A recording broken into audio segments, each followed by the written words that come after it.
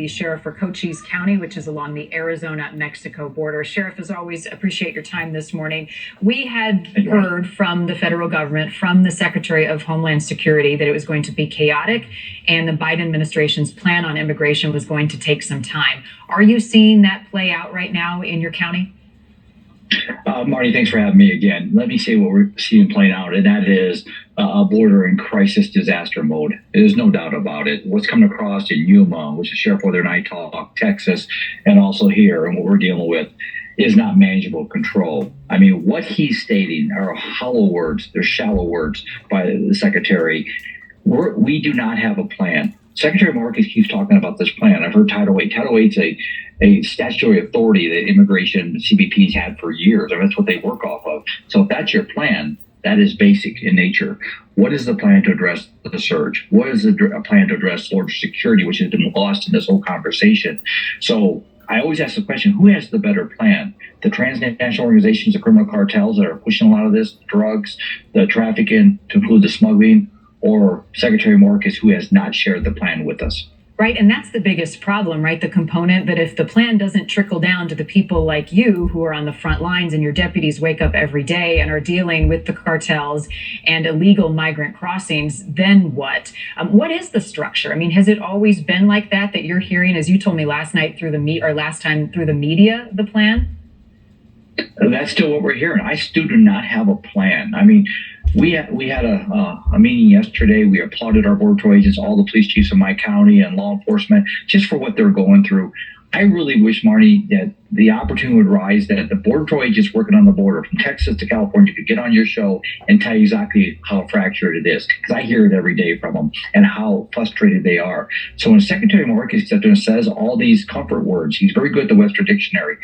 The reality is so much different down here. And your viewers, I appreciate you having me on there because they need to hear that. And I'll just tell you, last night, we had an immigration bus breakdown down here at the border of my county, where they're bringing migrants that came across the border, most of them illegally, being bused to my county to be processed by my border patrol agents on my border, and then released. In the state of Arizona, just like in Texas, the state of Arizona, and the governor and I just met the other day, we are busting them out here to what I call humane resources, where they have them, not in a county like mine. We don't have a transit system. So they're busting them. We're taking their responsibility. They are leaving them in my county. The federal government is, Secretary Marcus, busting them here from all over the southwest border and abandoning them after they're processed. But let's talk about humanitarian on that. We have to get them to these NGOs. If we're going to do this, which I have a lot of thoughts on that, if we're going to do that, at least get them down here, process them, take them back to where they need to go. But that's not happening either. So what you're telling me, and the secretary said, if people cross illegally under Title 8, they will be swiftly returned to their country and they could face a 5-year penalty, a ban from coming into the U.S. In the last 12 hours since Title 42 expired, you are seeing the opposite. Marty, we're seeing just the opposite. Let's talk about two things he said. Number one is you will immediately be sent back to Mexico. We know that's not happened. Sheriffs in Texas will tell you the same thing. I'll tell you the same thing. I mean, and he keeps saying we're vetting them. How do you vet people from foreign countries that we have no system of? We have no interoperability with those systems. They could be a serial killer in that country. We would not know that. How are we going to know that? Unless they're a fugitive, got a global fugitive warrant, which is very rare. So bottom line is this: we don't know what they've done in those countries.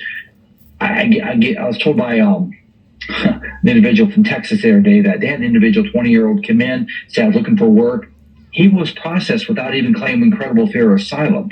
They processed him, he was gone. So this system of, they're going to remove him under Title 8, I respect it if you enforce the rule of law. We have an open border. That's why they keep coming. They incentivize people to come here. As of yesterday, I was found out that, as you know, the reversal just came out of Florida, that they weren't even giving them court dates. Border Patrol was furious. They haven't done that for over 16 years. And the reason they're doing that is optics again. Get them off the border, get them in the country, and act like it never happened. We got to enforce the rule of law on our border, and we have to secure our border because the consequences for drugs trafficking, cartels are involved in this. Cartels have a plan, and their plan is working right now. And once some of these migrants show up in your county, are they part of the groups that are being bused to other communities as well? What happens after they go through this process? We have state buses. Arizona is funding state buses to come down here to pick them up. Now, they're not required to get on these buses. Some walk away. Most of them are being very obedient right now, getting on the buses because they don't know. But the bottom line is this. Arizona, they're still trying to establish the fund line to handle this. Again, is this a state problem or is this a federal problem? But they're busing to communities like mine all along the southwest border to be processed and released. Finish the game. You're going to bus them here, finish them, bus them out of here too.